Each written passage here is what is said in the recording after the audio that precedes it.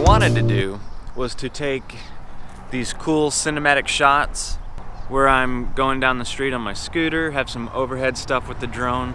But unfortunately I got here, and as soon as the thing took off, all these birds came out from underneath the bridge and started trying to attack the thing. I don't know if any of that'll show up on camera, but I decided to give up on that and just get straight into the story.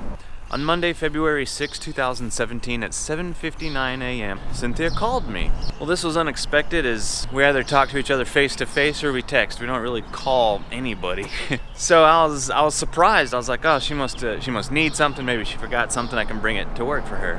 When I answered the phone, there was someone else on the line, and she said, I'm with your wife. She's had an accident. I got the location from her, and I hopped up and I ran straight there as fast as I could. Cynthia hadn't driven to work in a car. She actually had taken her scooter, so I didn't know what to expect. When I get there, Cynthia is sitting on the curb. A bunch of people are around her, and then there's blood all down her face, and it's just everywhere. And fortunately, the need to take care of business kicked in, and I assessed the situation. Cynthia expressed that she wanted me to take her to the hospital, and that's what I did. I got her there. We spent the rest of the day at the hospital. They gave her stitches in her upper lip, a stitch or two in her hands, cleaned her up a little bit, and basically that was all they could do. However, the real problem was that she had broken her upper jaw. There's a fancy term for it, which I'll put on the screen here. She had lost a tooth completely, and 3 of the front teeth here were actually, the jaw had broken and they had all been pushed back and into her mouth. This is not a way you want to see a loved one. Even thinking about it now, just thinking about someone like her having to go through this she deserves better than that.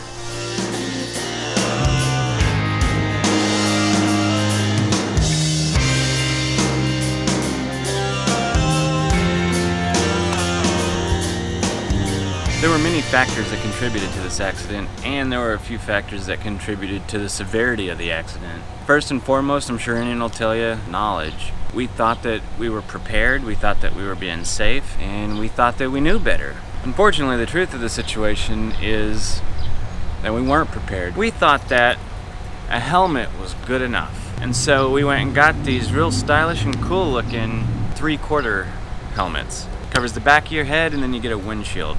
We knew that helmets were safer than nothing, but what we didn't know is that most head injuries, at least according to the research that we found and what a lot of people told us after the fact, happens to the chin and mouth, which is exactly where Cynthia got hurt. For the people out there that tell you that a helmet is a necessity and it is a must, they will also tell you that it must be a full face helmet because it'll protect your chin.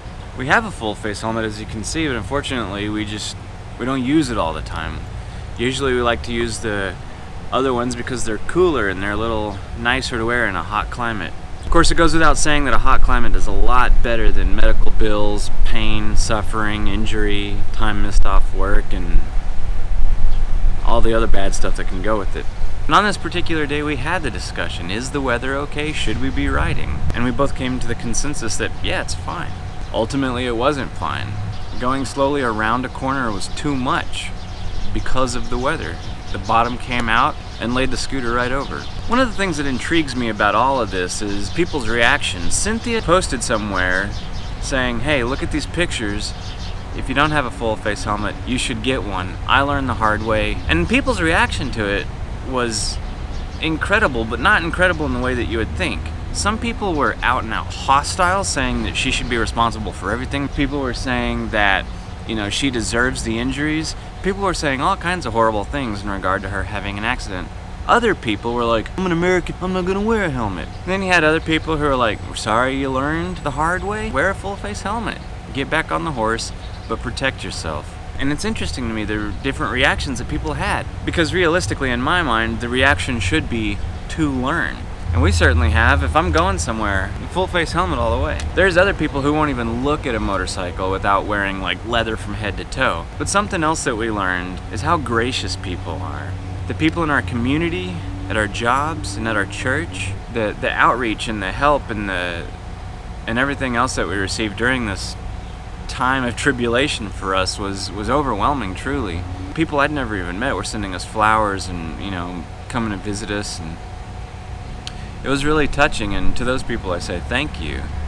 It definitely made the whole situation a lot easier for both of us, but especially for Cynthia. She's taken this experience and all the love that she received, and she wants to give back. She wants to help people who need it. She wants to be there for people who are in need, and I think that's... And truly I'm astounded by the kind of woman she is. And for those of you who were there and helped us and sent us your prayers or your thoughts or whatever, we thank you very, very much. Anyways, thank you all for watching. I just wanted to... Wait a minute, where's Cynthia? Oh, there you are. Is there anything you'd like to say before we go? Wear a helmet.